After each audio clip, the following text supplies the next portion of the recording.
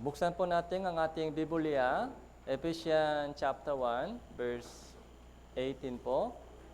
Ephesians chapter 1, verse 18.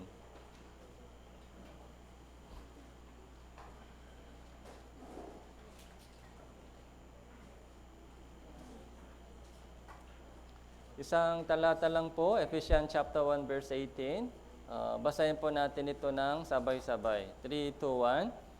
Yamang naliwanagan ng mga mata ng inyong puso upang malaman ninyo kung ano ang pag-asa sa kanyang pagtawag, kung ano ang mga kayamanan ng kaluwalhatian ng kanyang pamana sa mga banal. So,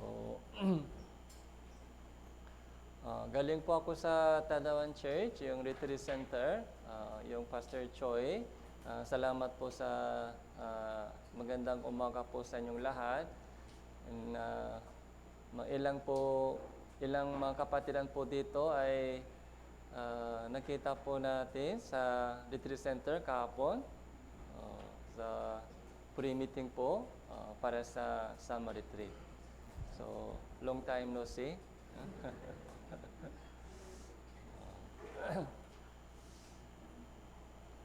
Ngayon po ay pag-aralan po natin yung pag-asa sa kanyang pagtawag. Ito po yung title po natin ngayon, The Hope of His Calling.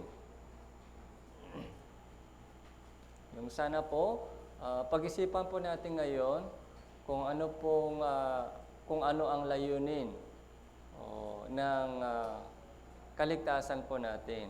Kung bakit iniligtas po tayo ng Diyos. So, meron pong napakahalagang layunin o dahilan kung bakit tinawagan po tayo ng Diyos o kung bakit iniligtas po tayo ng Panginoon. So, kapag tumatawag po ako sa inyo, halimbawa po, pag tumawag po ako sa inyo, hello, brothers, sisters, ano po yung tanong po ninyo sa akin? Bakit, Pastor? Yun po yung itatanong mo sa akin. Okay? So, sa lahat ng pagtawag sa ng iba, may purpose, may layunin. So, mangumusta na lang. So, may request po ako sa inyo. Hindi pwede masabi, wala lang. Sa lahat ng tawag, may layunin. Okay? So, ganun din po sa creation. So, sa creation po ng Diyos, sa Genesis chapter 1, verse 1, in the beginning, God created the heaven and the earth. So, may purpose, may layunin. So, hindi po tayo basta-basta ipinanganak sa mundo ito. Kaya, kahit ipinanganak po tayo sa mundo ito na wala pong idea kung bakit, ano ang layunin sa buhay natin sa mundo, pero bago mamatay po tayo, bago kukunin po tayo ng Panginoon, so dapat natin malaman kung ano ang layunin sa ating buhay. So pumunta po tayo sa Juan chapter 17, verse 24.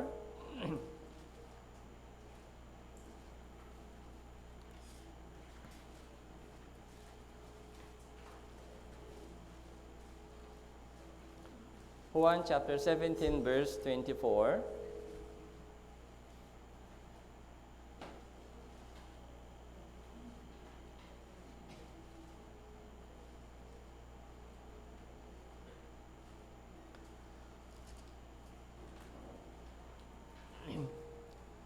So, John chapter 17 po, itong buong chapter, ito po ay panalangin po ng Panginoon. Itong buong chapter. So, bago po siya mamatay.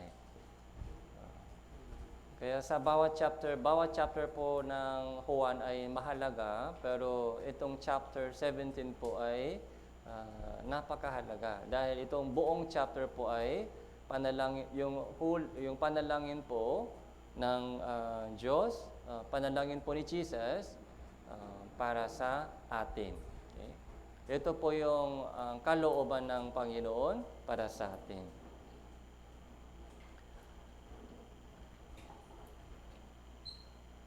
Chapter 17, verse 1. Chapter 17, verse 1. Nang masabi na ni Jesus ang mga bagay na ito, tumingala siya sa langit at sinabi, Ama, dumating na ang oras, luwalhatiin mo ang inyong anak upang luwalhatiin ka ng Diyos. So, dumating na ang oras. Anong oras? Anong oras po ay dumating na? So, malapit na po siya mamatay. Okay? So, alam po ni Jesus na malapit na po siya mamatay, ipako sa cross. Kaya sabi dito, dumating na ang oras. Luwalhatiin mo ang inyong anak upang luwalhatiin ka ng anak.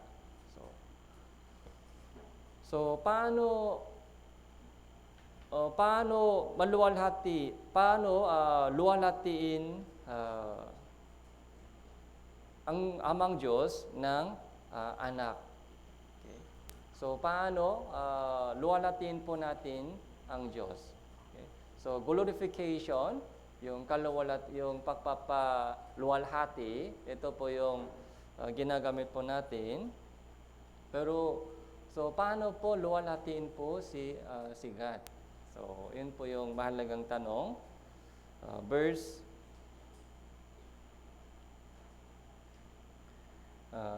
3 and 4. Basahin po natin itong dalawang verses, 3 and 4. 3, 2, 1. At ito ang buhay na walang hanggan, ikaw ay makilala nila na isang Diyos na tunay, at si Jesucristo na inyong sinugo. Niluwalhati kita sa lupa, sa pagkatapos ko ng gawain, ibinigay mo sa akin. So, verse 3 po ay sikat na verses po ito. Madalas po nakikita po natin ito sa Bible Seminar. Yung buhay na walang hanggang, kaligtasan, eternal life. So, yung salvation po ay relation. Yung buhay na walang hanggan, eternal life, ay relation po natin sa Diyos. Yung pagkakilala po natin sa tunay na Diyos. So, maaari po, maraming tao po ay naniniwala sila na buhay ang Diyos. Pero hindi pa kilala nila ang buhay na Diyos. Alam nila, ang Diyos ay buhay, pero hindi pa kilala ang buhay na Diyos. Nagdadasal po, paano po natin malaman na hindi pa nila kilala ang Diyos na tunay? Dahil yung kanilang pagdadasal sa Panginoon ay malayo sa salita ng Diyos.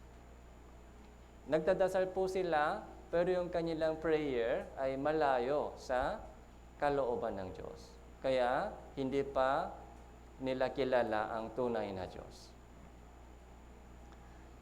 Kaya Matthew chapter 17 verse 22, sabi po doon, hindi lahat ng nagsasabi sa akin, Panginoon, Panginoon, kundi, sabi po ni Jesus, hindi lahat na tumatawag sa pangalan ng Panginoon ay papasok sa langit. Okay. So, sino po ang papasok sa langit? So, ang gumaganap ng kalooban ng aking Ama. Kalooban ng aking Ama. Okay. Yun po yung dapat natin malaman, and then, kailangan sundin po ito. Pero maraming nasabi sa Panginoon, di ba? Panginoon, hindi pa kami nagpropesiya sa inyong pangalan, hindi pa kami nagpalayas ng mga demonyo sa inyong pangalan, hindi pa kami gumawa ng maraming mga miracle, himala. Okay? Anong klaseng miracle hinahanap po nila? Yung mga healing, kapag may sakit, yung prayer po nila ay, sana, Panginoon, pagalingin mo ako. Yun po yung madalas na prayer po nila. kapag may problema sa buhay, kapag may disgrasya, kapag may pagsubok sa buhay. So, parang doon po sila lumalapit sa Diyos, doon po sila nagdadasal sa Diyos. Sana, tulungan mo ako, Panginoon. Tulungan mo. So, kung hindi po alam yung kalooban ng Diyos, paano gaganapin po yung kalooban ng Diyos? Kaya sabi po ni Jesus doon sa Matthew chapter 7 verse 22, 23, so, sabi, sa araw na yon, maraming magsasabi sa akin, ganun mga bagay. Pero sinabi ni Jesus sa kanila, lumayo ka sa akin, so hindi kita kilala. Hindi ko kayo kilala kailanman. Lumayo kayo sa akin. So yung kalooban ng Diyos ay yung buhay na walang hanggan. Kaya Juan chapter 6 verse 40, sabi po doon, ito ay kalooban ng Diyos na kung bawat nakakakita sa anak at sa kanya ay sumampalataya ay makaroon ng buhay na walang hanggan. Muli ko siyang bubuhayin sa huling araw. Yung buhay na walang hanggan, ito po yung kalooban ng Diyos. Pero sabi po dito verse 3, ano ba yung kalooban ano ang buhay na walang hanggan? So ito ang buhay na walang hanggan na ikaw ay makilala nila na isang Diyos na tunay as si Jesucristo na inyong sinugo. Yung buhay na walang hanggan po dito ay pakakilala. Pakakilala sa Diyos na tunay at kay Jesucristo na sinugo ng Diyos. Relation po ito, relation. Kaya sana po, pansinin po natin yung relation, religion.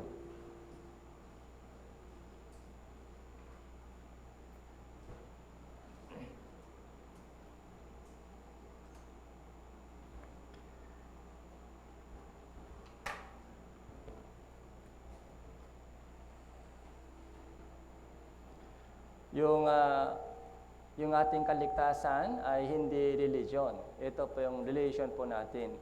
Pag sabi po natin relation, ay ito po yung dapat personal, individual relation. Kanyang-kanyang relation. Hindi po yung mga grupo. Okay? Bawat isa sa atin. Malibang isang tao ipanganak na muli, hindi niya makikita ang kaharian ng Diyos. Okay? Bawat isa sa atin.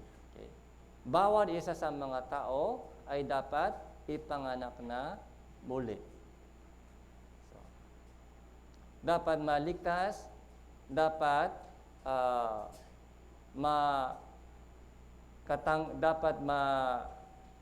ipanganak na muli, dapat tumanggap ng buhay na walang hanggan. Yun po yung kalooban ng Diyos dito.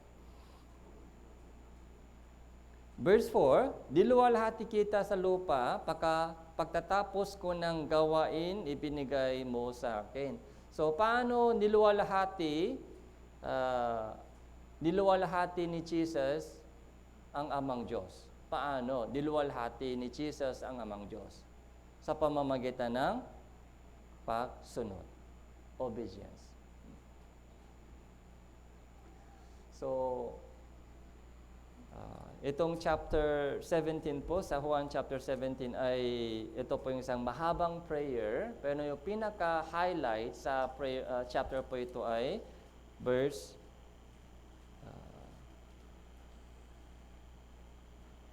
24.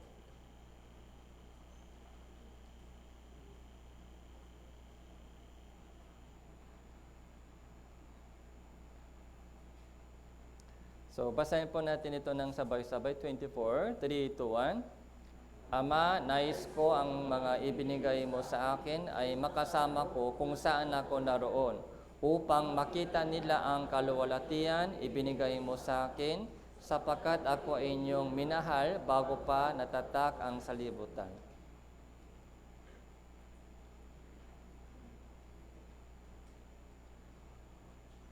So, Ama, nais ko ang mga ibinigay mo sa akin. So, ang mga ibinigay mo sa akin, ito po yung mga taong ligtas. Okay? Yung mga ibinigay mo sa akin, ito po yung mga taong ligtas, ay makasama ko kung saan ako naroon. Okay? Makasama. Saan po tayo sasama? Sa langit. Okay? Sa langit. Ito po yung pinaka-prayer po ni Jesus. Ama, so sana, so yung mga taong ibinigay mo sa akin, ay makasama ko sila sa langit. Kung saan ako naroon, sana doon din sila. Okay, doon din sila. Upang, ano po yung purpose? Upang makita nila ang kaluwalhatian ibinigay mo sa akin. Okay. Ano po yung gusto ng Diyos ipakita sa atin? Kaluwalhatian. Kaluwalhatian. Yun po yung gusto ng Diyos makita po natin. Kaluwalhatian. So, ito din po yung prayer ko sa aking ministry dito sa Philippines. Magmula, pumunta ko dito hanggang ngayon. Ito po yung prayer ko. Katulad po ng prayer po ni Jesus Cristo, ganun din po yung panalangin ko hanggang ngayon. Yung sana, yung mga taong ligtas po dito, sana yung mga taong ligtas dito sa bansang Philippines, hindi lamang po dito. Okay? Sana makita po nila ang kaluwalhatian ng Diyos. Okay? Medyo malabo ng konti. Ano ba yung glory?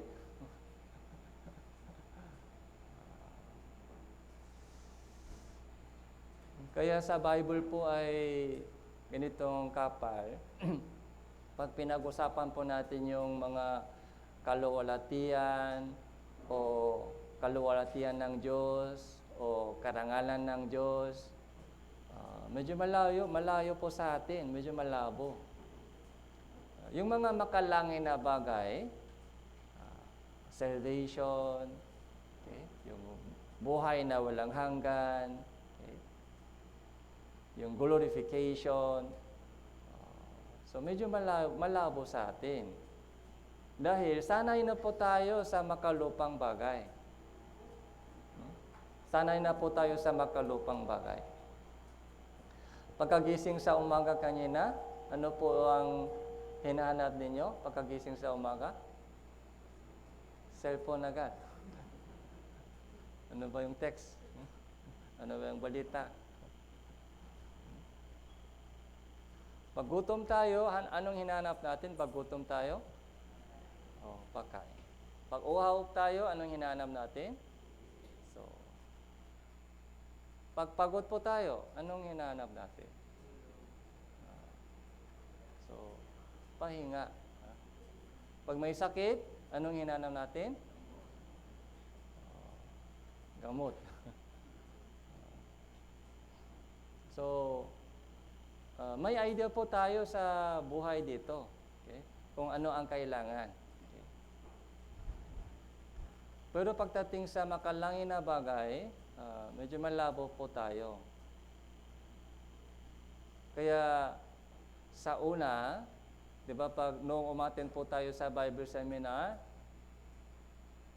so yung unang Bible seminar po natin, noong umattend po kayo sa Bible seminar, nakinig ng salita ng Diyos, so doon po, unti-unti, so nabubuksan po yung ating mata, yung ating puso.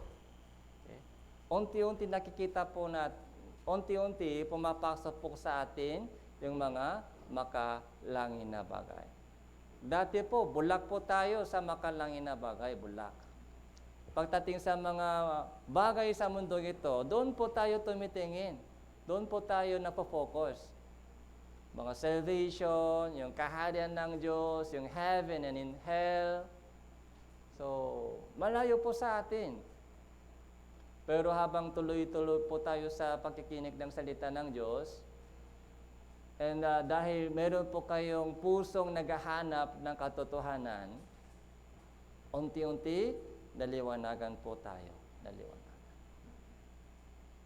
And dumating na po yung oras na nakita po natin ang kaluwalhatian ng Diyos.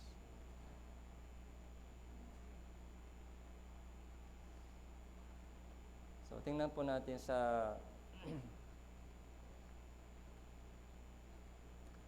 Pangalawang Korinto chapter 4. Pangalawang Korinto.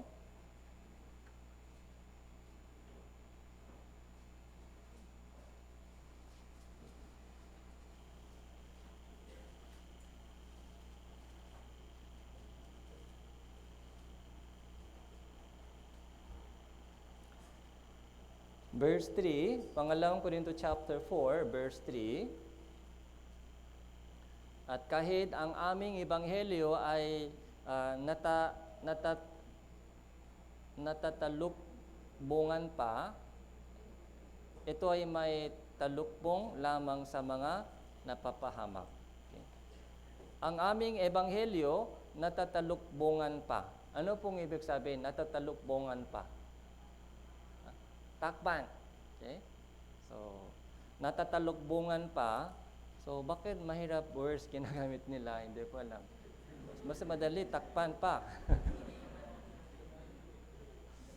May difference po ba? Natakpan pa. So, ang aming ebanghelyo, natatalukbungan pa.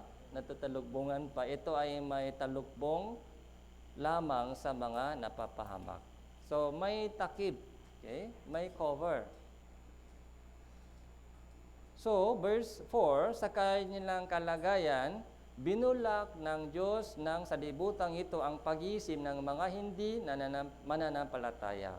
Binulak sila ni Satanas. Bulak. Ibig sabihin, bulak sila dati. Bulak. Ganon din po tayo dati, binulak po tayo ng salibutang ito. Kaya ano lang pumapasok sa ating mata dati? Ano lang pumapasok sa ating mata? Mga pera-pera lang.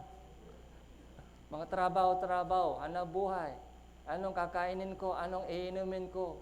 Paano babayaran yung mga bills? Paano aangat ako sa buhay dito? Okay? Paano pag-aaralan yung mga anak ko? Yun lang lagi pumapasok sa ating isip. Binulak po tayo sa langit. Bulak tayo sa langit. Bulak. Minsan, nagdadasal po tayo, yung ating prayer, puro sana walang sakit, sana walang problema, sana mahaba yung buhay. Binulak po tayo ng Diyos ng salibutan, kaya hindi po tayo nakakita ng makalangin na bagay, hindi po tayo nakakita ng kaluwalhatian sa langit. Pero nung nakinig po tayo ng salita ng Ebanghelyo, verse 4, upang huwag nilang makita ang liwanag ng Ebanghelyo ng kaluwalhatian ni Kristo na siyang larawan ng Diyos. Verse 6, sapagkat ang Diyos ang nagsabi, maningning ang ilaw sa kadiliman. Ningning ang ilaw sa kadiliman, na siyang tumatanglaw sa aming mga puso upang magbigay liwanag sa pagkakilala sa kaluwalhatian ng Diyos sa mukha ni Hesus Kristo.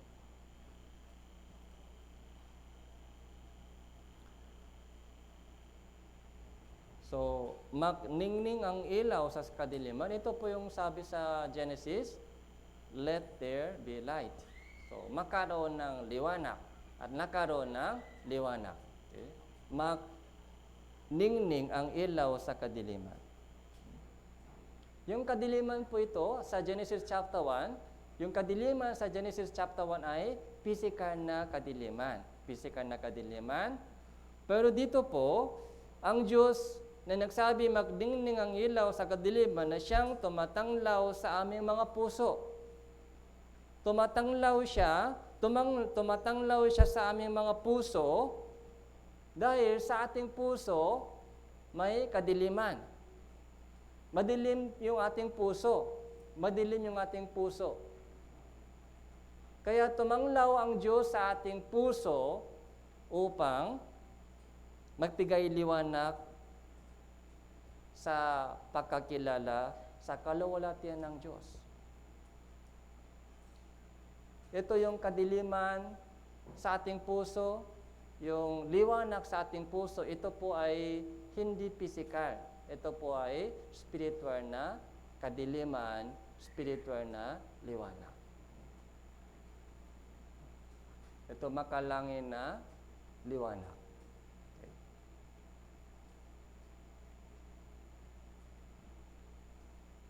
Kung katawan lang po sa ating buhay, kung katawan lang po tayo, kung itong laman lang sa ating buhay, wala po tayong pusong hanap sa liwanag ng kaluwalhatian ng Diyos. Okay. Kapag may pagkain, pag may bahay, pag-ayos po kapag may bahay at pagkain damit, kontento na po tayo doon. Pero bakit wala pang kontento po sa ating puso? Dahil meron po tayong hangarin o uhaw sa itong kaluwalhatian ng Diyos. Dahil may spirito po tayo.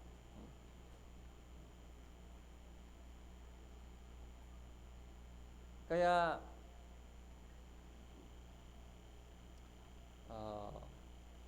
balik po tayo sa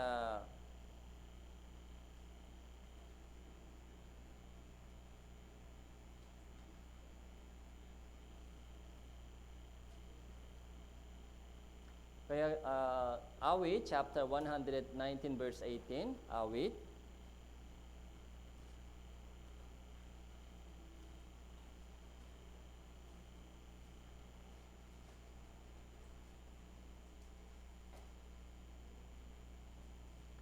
Awit, chapter 119, verse 18 po.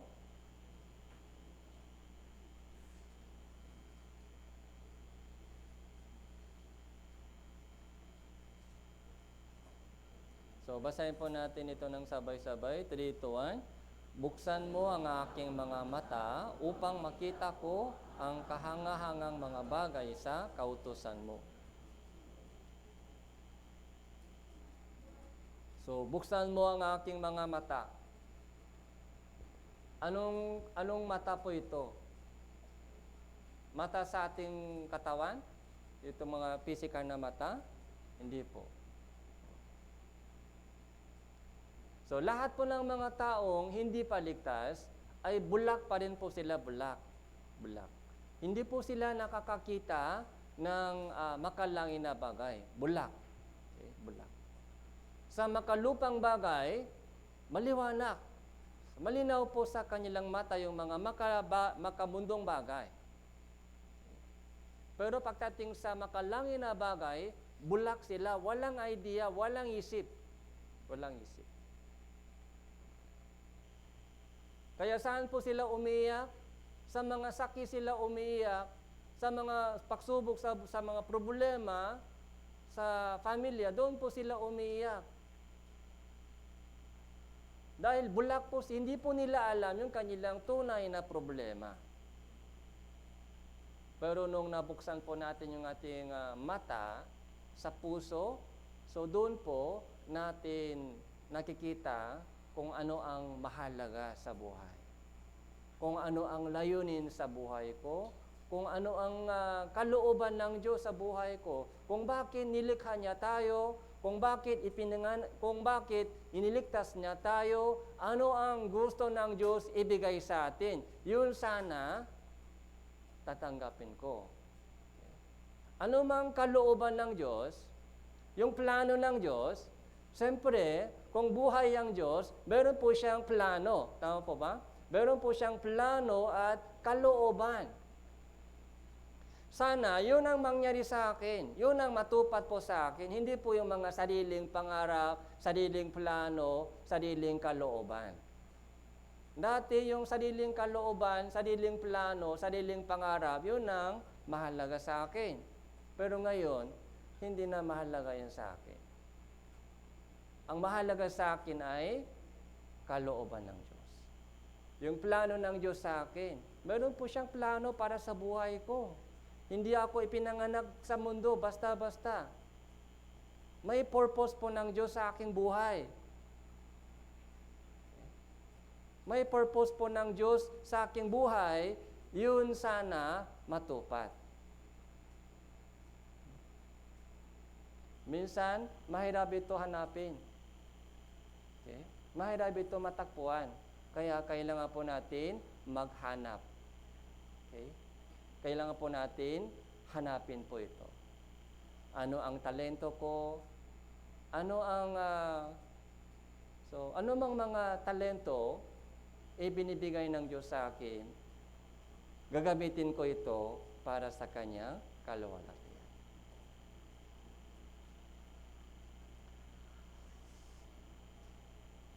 So, napakahalagang transition po ito.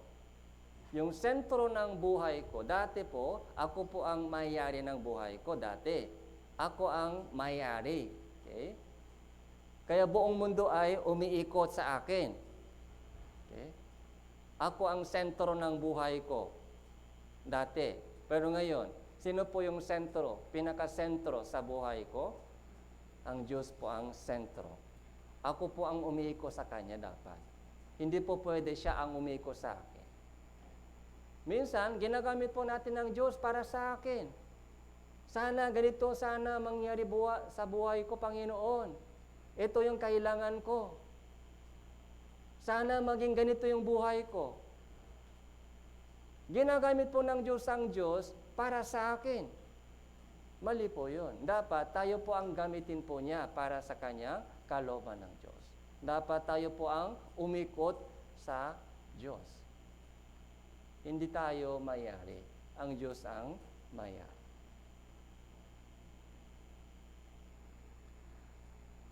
Sa halaman na ng Eden, ano po yung utos ng Diyos kay Adan? Bawal lahat ng bunga? Ano po yung utos ng Diyos? Ilan po ba yung bawal? Isa lang bawal. Okay? Mahirap ito o mahirap? Madali. Mahirap ito o madali? Kung isa lang dapat kainin mo, isa lang, mahirap o madali? Hindi mo naintindihan? Halimbawa, saging lang dapat mong kainin lagi, saging lang. Madali o mahirap? Mahirap. Mahirap. Gusto natin mangga o papaya, maraming ibang opsyon. Dapat maraming mga opsyon. Pag saging lang lagi, paano? Umaga, saging, tanghalian, saging, hapon, saging. Marami ba yung luto ng saging? Ano mang luto ng saging?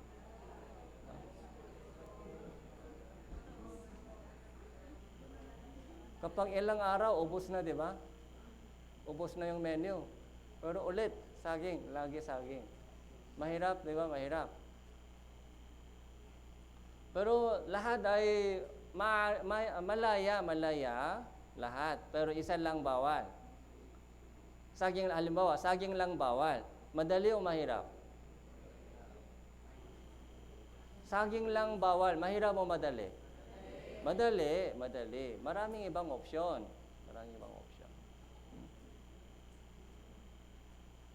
Sa halaman na ng Eden, isa lang bawal, yung bunga ng pruta, bunga ng punong kahoy ng pagkakilala ng mabuti at masama. Isa lang bawal, madali lang yan dahil maraming ibang opsyon. Okay? May tanong po tayo, bakit hindi pwede lahat? Bakit mayroon isang bawal? Ano ang layunin ng Diyos? Bakit mayroon isang bawal? Anong may lesson doon? Anong purpose? So, nung narinig po ito ni Adan sa Eva, Kapag tumingin po sila sa punong kahoy ng pagkakilala ng mabuti at masama, tuwing tumitingin po sila sa punong kahoy na yon, sino po yung iniisip nila? Ano ang iniisip nila? Ang Diyos ang iniisip nila doon. Kung walang ganong bawal, kung lahat ay mga malaya lang, so, maisip nila ang Diyos o hindi? Makalimutan nila. Kung lahat ay libre lang, kung lahat ay malaya lang, habang nag-enjoy po sila sa halamanan ng Eden, makakalimutan nila ang Diyos o hindi? Makakalimutan. Pero may isang bawal. Doon, pumapasok sa kanilang isip, sino po pumapasok sa kanilang isip? Ang Diyos. Para hindi po nila makalimutan ang Diyos. Ang Diyos ay mayari sa buhay mo, hindi ikaw yung mayari. Okay? Yun po yung reminders. Yung mga forbidden fruits, minsan, di ba, yung buhay po natin, tumatakbo ba yung buhay po natin ayon sa ating plano? Yung mga kapatiran po dito. Okay? Yung takbo ng buhay ninyo ay ayon ba sa inyong plano o minsan hindi ayon sa plano? Hindi ayon sa plano natin. Original plano, ganito sana. Pero ang nangyari ay hindi. Doon po may struggle po tayo. Minsan may sakit na dumarating. Mga bagay na hindi natin inaasahan nangyayari. Doon po, sino po yung pumapasok sa ating isip? Diyos. Hindi pala ako ang may-ari. Ang Diyos ay may-ari sa buhay. Kaya isang forbidden fruits ay isang napakahalagang reminders po sa kanila. Hindi kayo may-ari ng halamanan ng Eden. Ako ang may-ari. Don't forget. Okay. Huwag kalimutan ito. Ang Diyos ay may-hari sa buhay mo. Meron pong isang bawal na prutas. Ganun din po sa ating buhay. Ganun din po sa ating buhay. Kaya kailangan po natin alalahanin po lagi kung sino po ang tunay na mayari sa buhay natin. Kaya ang Diyos po ay, nung tinawagan po tayo ng Diyos, so meron pong napakahalagang layunin.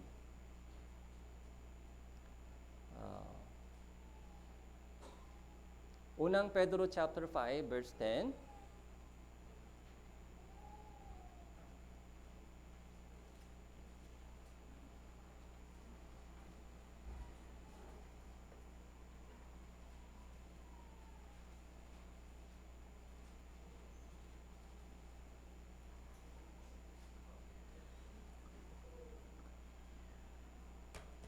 Unang Pedro chapter 5 verse 10, babasahin ko po. Pagkatapos na kayo ay magdusa ng sandaling panahon, ang Diyos ng buong biyaya na sa inyo ay tumawak tungo sa kanyang walang hanggang kalawalatian kay Kristo, siya rin magpapanumbalik, magpapatibay, magpapalakas sa inyo. Pansinin din po natin dito ang tawak. Okay? Sinong tumawak? Sino po ang tumawak? Ang Diyos ng buong biyaya. Ang Diyos ng buong biyaya, siya po yung tumawak sa atin.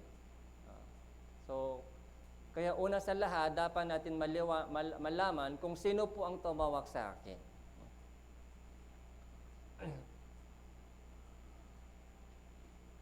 Kapag tumawag ako sa inyo, so, iba yung purpose, di ba? Pag tinawagan ka ng kaibigan mo, pag tinawagan ka ng mayor ng itong city, kung tinawag ka ng Pangulo ng Bansang Pilipinas, ibang klaseng tawag po yan. Pag tinawagan ka ng kaibigan, anong patungkol saan? Pag tinawagan ka ng kaibigan, anong level ng mga usap? Okay. Kamusta ka? Kain na tayo. O pahiram ako ng pera. Ganong mga ordinaryong usap lang pag tinawagan ka ng kaibigan. Makape tayo, makape. Pagod na, antok na, kape na. Pag tinawagan ka ng barangay captain, anong usap? Kape tayo? Ganun usap? O pahingi ko ng pera? Ganun? Ibang klaseng usap, di ba? Pag tinawagan ka ng mayor, anong level ng tawag? Bihira, di ba? Bihira tawag ng mayor sa atin. Kaya pag na-receive mo yung tawag ng mayor, anong naramdaman? Takot, magkaba. Anong nangyari? Anong purpose ng tawag? Pag tinawagan ka ng police,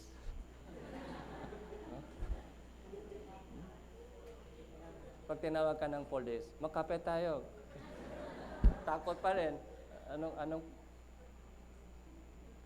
Depende sa kung sinong tumawag sa iyo, ibang klase, iba-iba yung uri ng usap. Pag tinawag ka ng Pangulo ng Philippines, okay?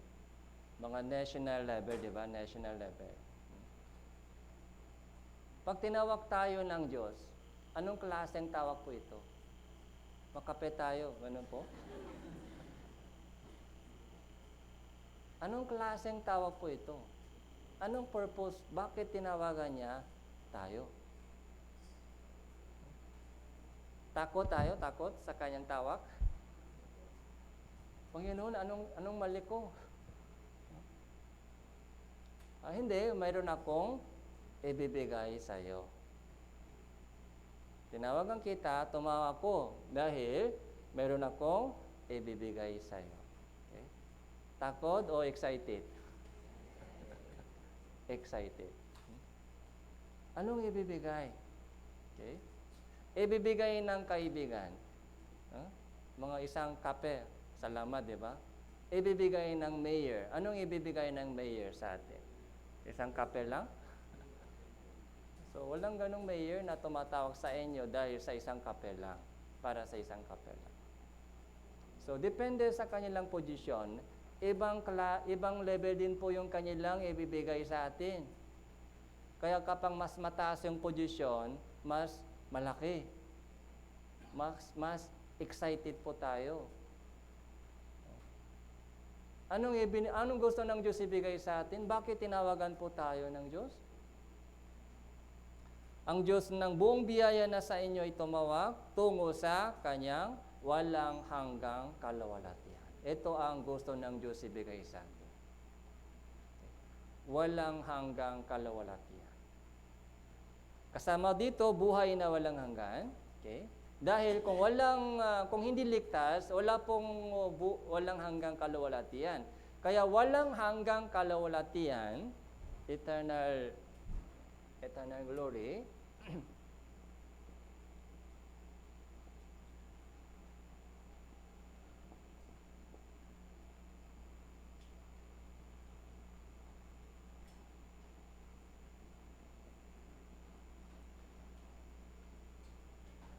So, eternal glory, eternal life, ito muna. Ito yung salvation. Okay? Tinawagan po tayo ng Diyos patungo sa buhay na walang hanggan. And then, tinawagan din po tayo patungo sa walang hanggang kaluwalhatian. Ito po ay gantimpala o word. Ito ay salvation. Born again, salvation, buhay na walang hanggang, ito po yung first step. Kung walang salvation, wala po ito. Kaya ito muna dapat mangyari. Yung buhay na walang hanggang, salvation, born again muna, dapat mangyari sa akin. And then, bilang isang taong ligtas, yung ating Christian living ay patungo saan? Ito. Okay.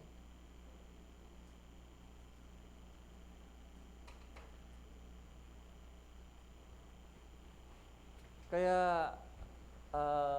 si Reverend Yohani po ay nagsulat po siya ng libro noong dati. Yung dalawang libro po ay sinulat po niya. Yung title po ng libro po ay The Way to Eternal Life. Ito po yung first volume. And second volume, The Way to The Way to Eternal Life. The second volume, The Way to Glory. Ito po yung sulat po ni Reverend Yohani. So, ibig sabihin, yung ating buhay Kristiyano sa ating Christian living ay paglakad sa itong daan. Okay. Sa una, para sa kaligtasan.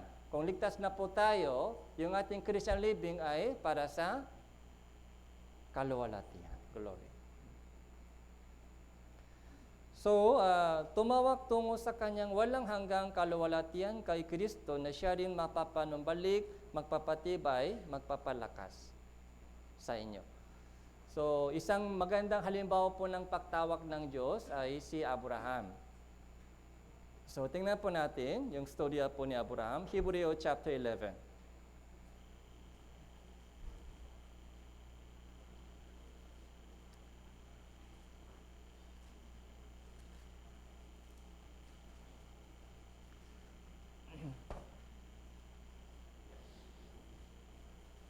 Sa advanced activity, di ba, makakaroon po tayo ng advanced activity sa retreat center 2 times. Okay?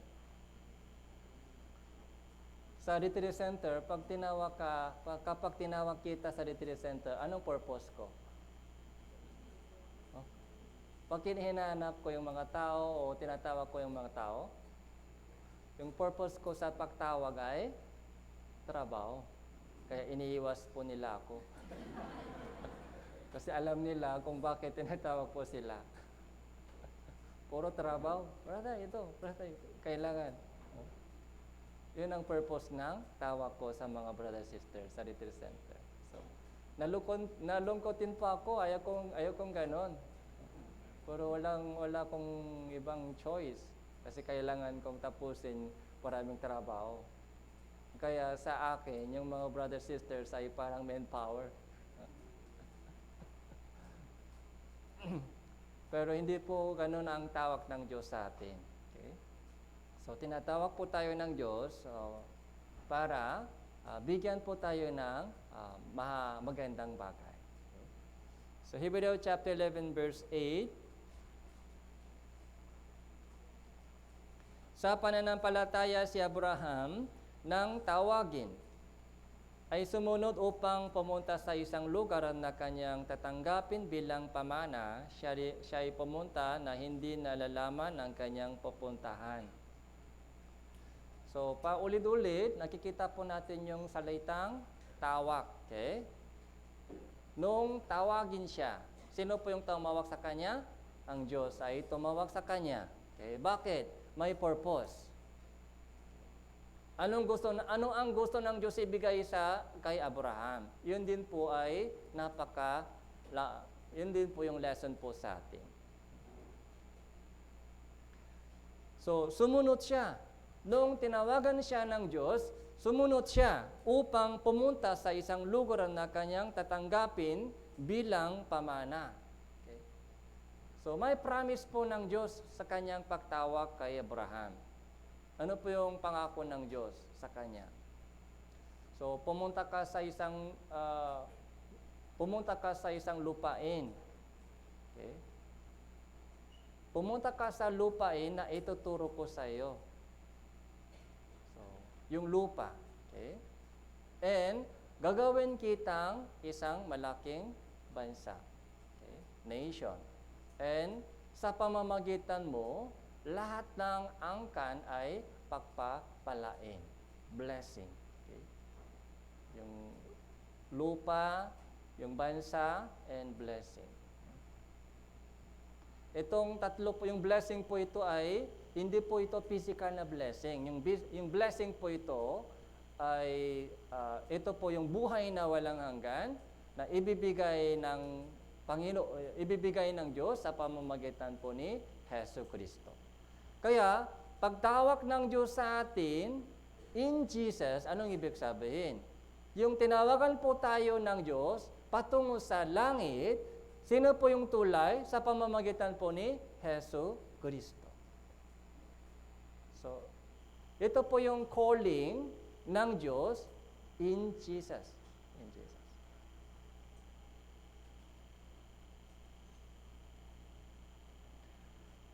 Verse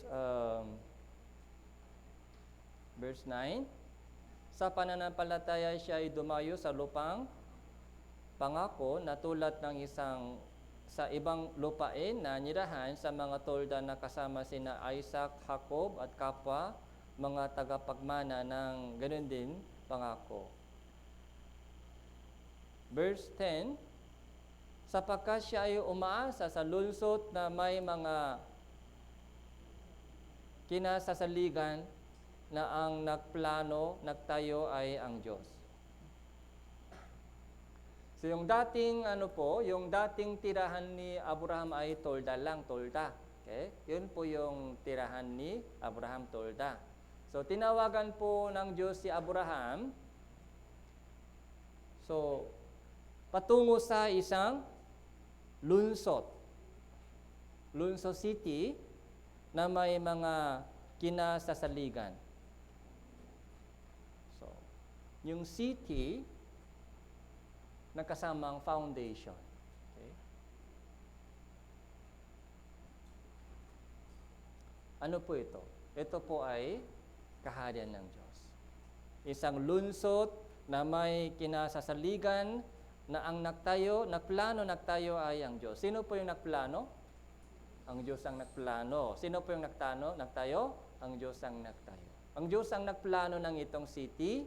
Ang Diyos ang nagtayo ng itong lungsod. Ito po ay kaharian ng Diyos. Ito po yung layunin ng pagtawag ng Diyos kay Abraham. Umalis ka dyan. Okay? Umalis ka dyan. Ganon din po tinatawag po ng Diyos lahat ng mga tao sa mundo ito. Umalis ka dyan, umalis. Okay. Kung nandyan ka, tuloy-tuloy, mapapahama ka. Umalis ka dyan. Patungo ka sa kapahamakan ngayon.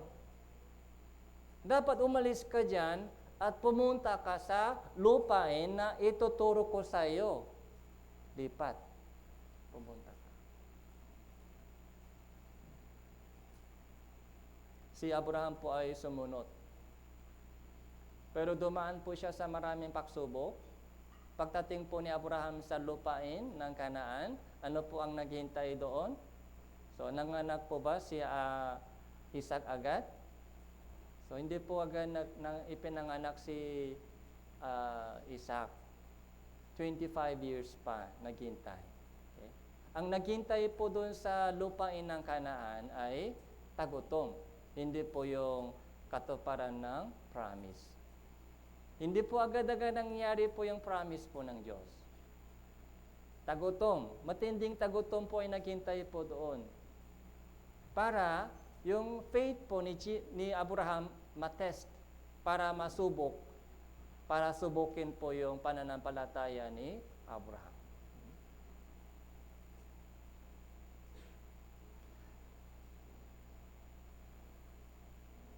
Verse 17 po.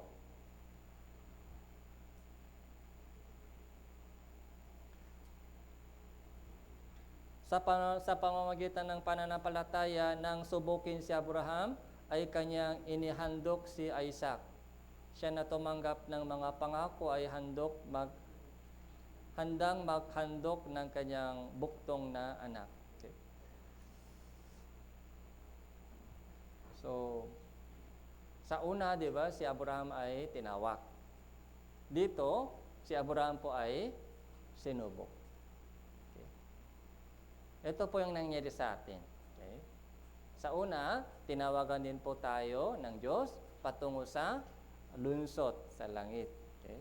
Pero on the way, maraming mga testing, maraming mga trials ay nangyari para maging ganap po tayo, para lumago po tayo sa ating faith, para lumago tayo sa ating sa pag-ibig, para maging ganap po tayo bilang anak ng Diyos. Maraming testing ay dapat natin maranasan. Matinding testing po ito, di ba? Ano po yung sinabi ng Diyos kay Abraham?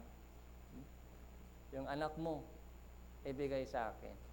Ialay mo ang inyong anak. Yung pinakamahalaga sa iyo, okay? Yung tanging anak mo, si Isaac, ialay mo sa akin. Sunugin mo yan. Matinding testing po ito. Okay?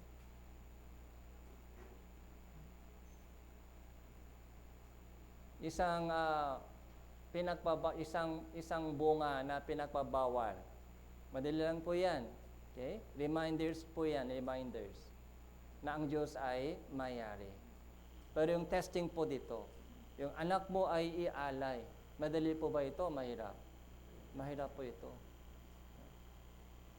Ito po yung pinaka-high level ng testing.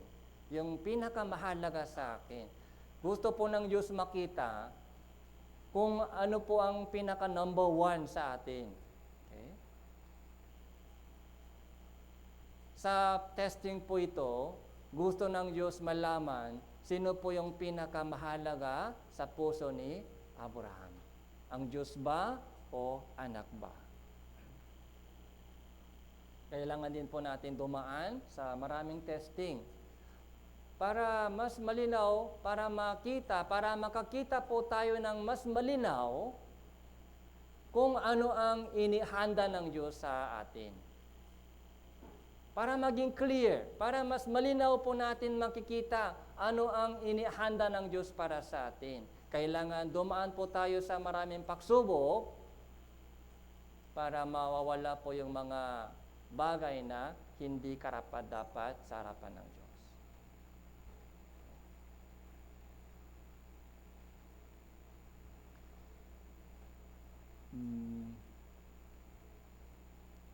Hebrew chapter 12, verse 28.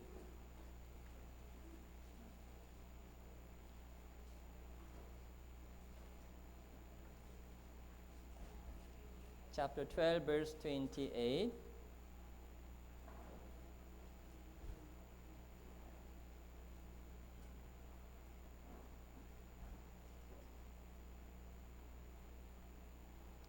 Kaya diamang tinanggap natin ang isang kaharian hindi mayayanig. Magkaroon tayo ng biyaya na sa pamamagitan nito ay makapaghahandog tayo sa Diyos ng kalugod-lugod sa paglilingkod na may paggalang at takot. So, tinanggap natin isang kaharian hindi mayayanig. So, ito po ay kaharian ng Diyos. Isang kaharian na hindi mayayanig. Hebrew chapter 13, verse 14.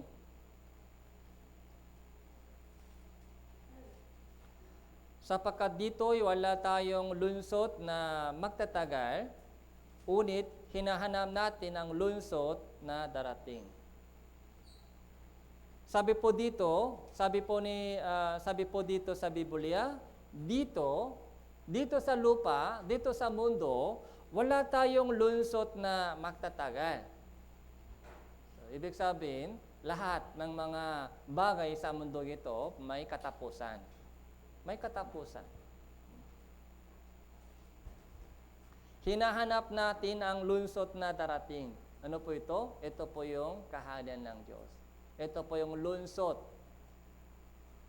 na ginawa ng Diyos.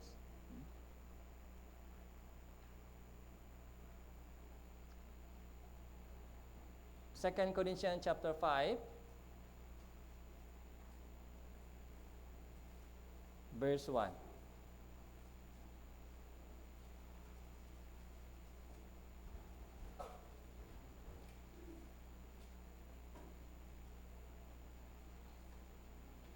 2 Corinthians chapter 5 verse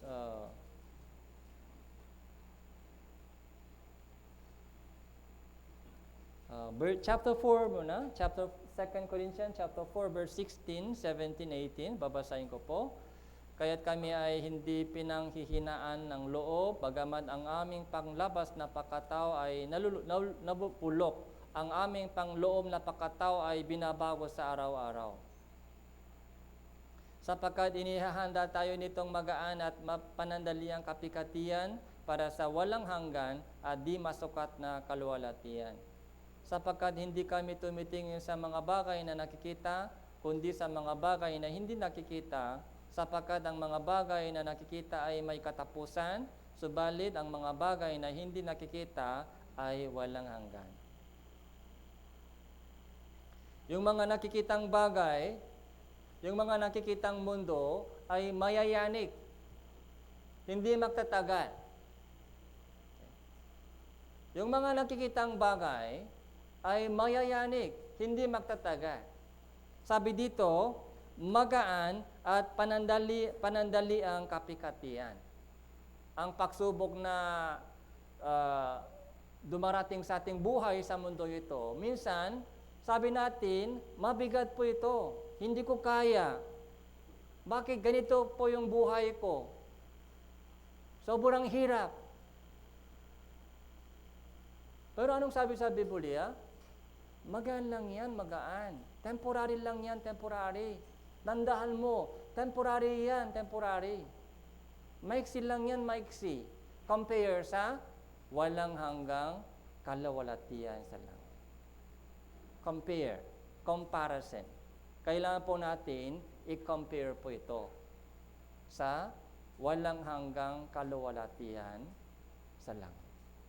Kung hindi po natin ito i-compare, malulubog po tayo sa problema mo sa mundo. Malulubog. Hirap, pagod, bakit ganito? Pag tumitingin po tayo sa nakikitang bagay lang, malulubog ka sa mga makamundong hirap, lungkot, at pagod. Kailangan po natin tumingin sa mga bagay na hindi nakikita. Okay. Dahil hindi po yan mayayanig, yun po yung magtatagal, walang katapusan. Kaya sabi dito, yung aming panlabas na pagkatao na bubulok, tumatanda, nanghihina yung ating katawan. So, may expire date. Expire.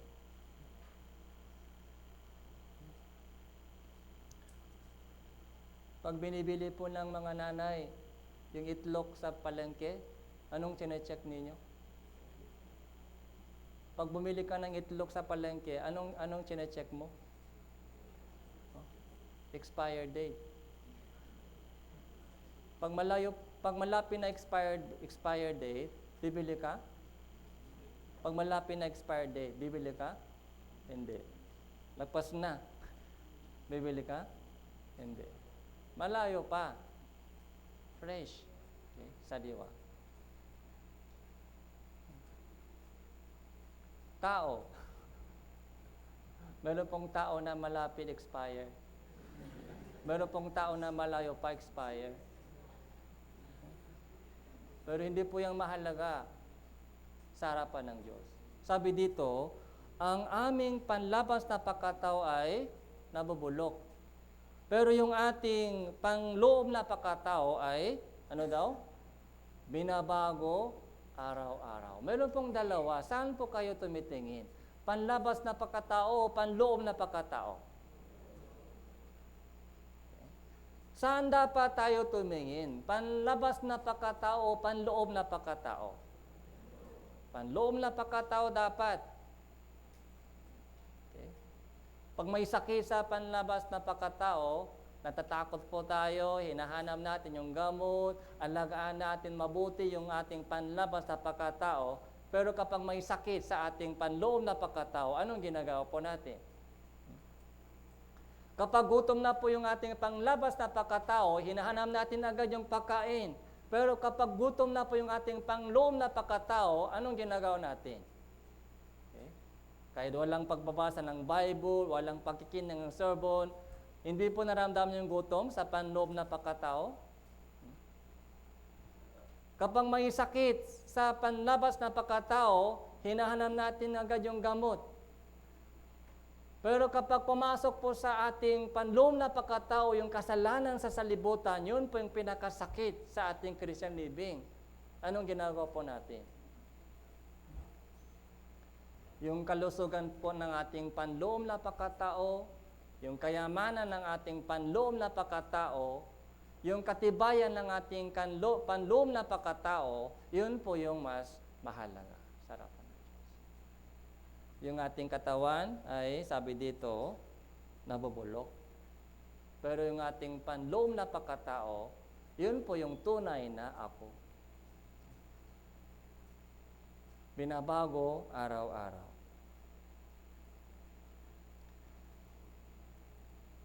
So, Hebreo chapter 11.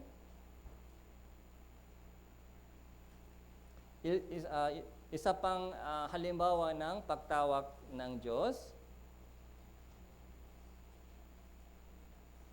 Chapter 11 verse 24.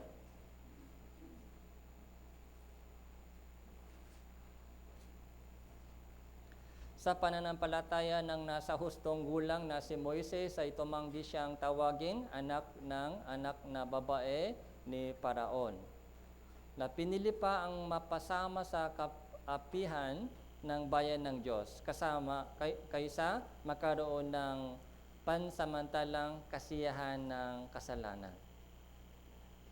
26, basahin po natin, 26, 3, 2, 1. Kanyang itinuring na malaking kayamanan ang magtusa alang-alang kay Kristo kaysa mga kayamanan ni Ehipto, sapagkat kanyang pinagtutuunan ng pansin ang gantimpala. Ano po ang pinagtutuunan ng pansin ni Moises? Gantimpala. The way to eternal glory. Gantimpala.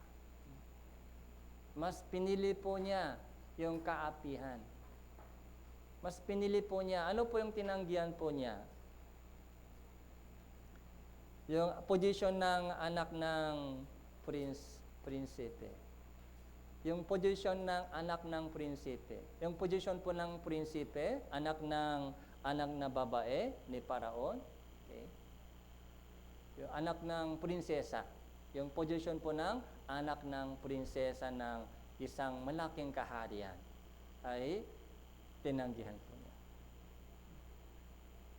May kasamang kayamanan, karangalan. So, lahat meron doon sa position ng anak ng prinsesa. Parang magiging okay yung buhay ni Moises kapag tuloy-tuloy siya doon. Pero, iniwanan po niya. Tinanggihan po niya yung posisyon ng anak ng prinsesa. Mas pinili po niya mapasama sa kaapihan ng bayan ng Diyos. Ibang klaseng mata ni Moises. Ibang klaseng mata ni Abraham. Anong uri ng mata meron po tayo? Saan po tayo tumitingin? Sa lupa o sa langit?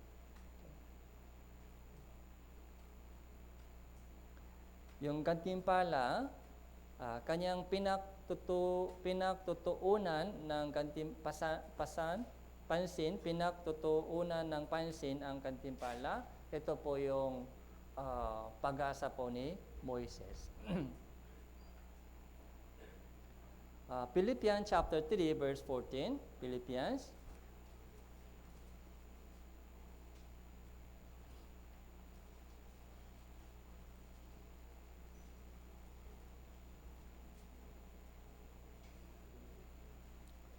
Philippians chapter 3 verse 12 hanggang 14, babasahin ko po. Philippians chapter 3 verse 12 hanggang 14. Hindi sa ito'y aking nakamit na o ako'y saktar na, kundi nagpapatuloy ako upang yun ay aking maabot. Kung paano ako inabot din ni Kristo Jesus. Mga kapatid, hindi ko pa inaaring abot ko na, unit isang bagay ang ginagawa ko. Ililimot ko ang mga bagay na nasa likuran at tinutungo ang mga bagay na hinaharap. Nagpapatuloy ako tungo sa mitiin para sa gantimpala ng dakilang pagtawag ng Diyos kay Kristo Jesus. Nakita niyo po, pagtawag ng Diyos. Tinawagan po tayo ng Diyos patungo saan? Gantimpala. So, nagpapatuloy ako tungo sa mitiin para sa gantimpala ng dakilang pagtawag ng Diyos kay Kristo Jesus. Ito po yung vision, ito po yung vision po ni Apostol Pablo. Sabi niya,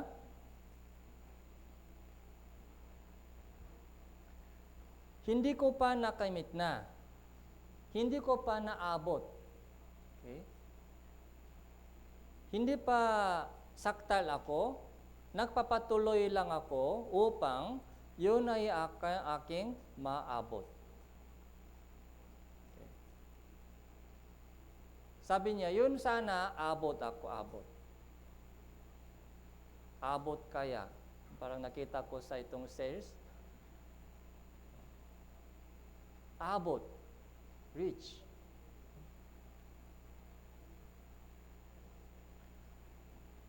Isang bagay, sabi po ni Apostol Pablo, one thing I do, one thing. Okay?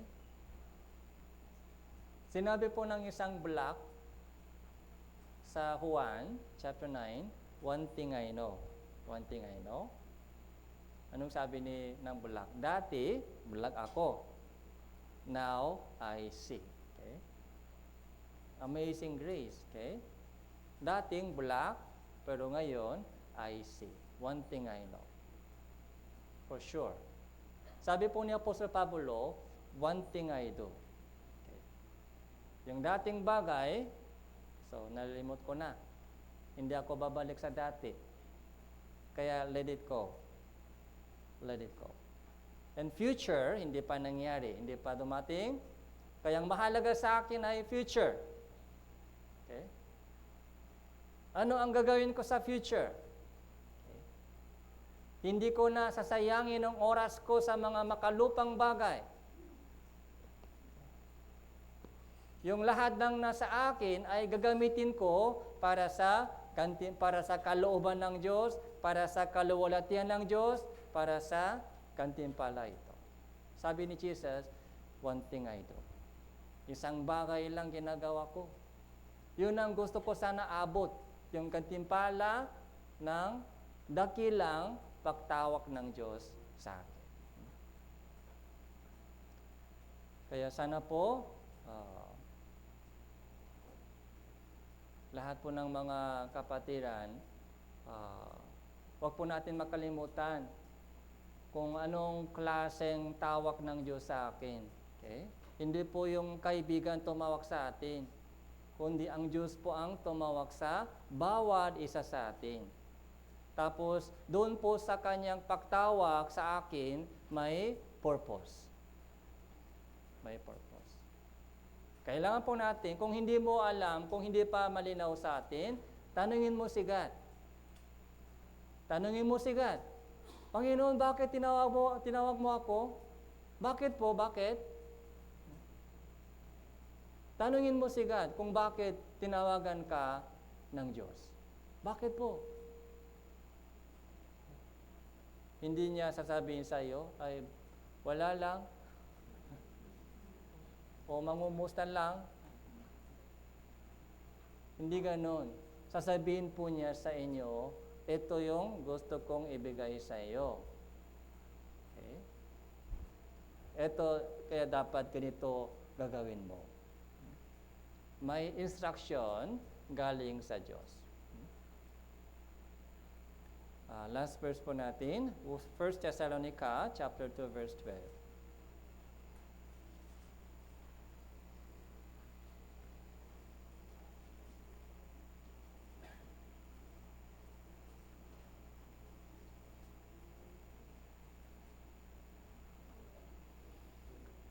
First Thessalonica chapter 2 verse 12. Basahin po natin ito ng sabay-sabay. 3, 2, 1. Na kayo ay pinalakas ang loob ninyo na nagpatotoo upang kayo'y lumakat ng narapat sa Diyos na siyang tumawag sa inyo sa kanyang sariling kaharian at kaluwalhatian.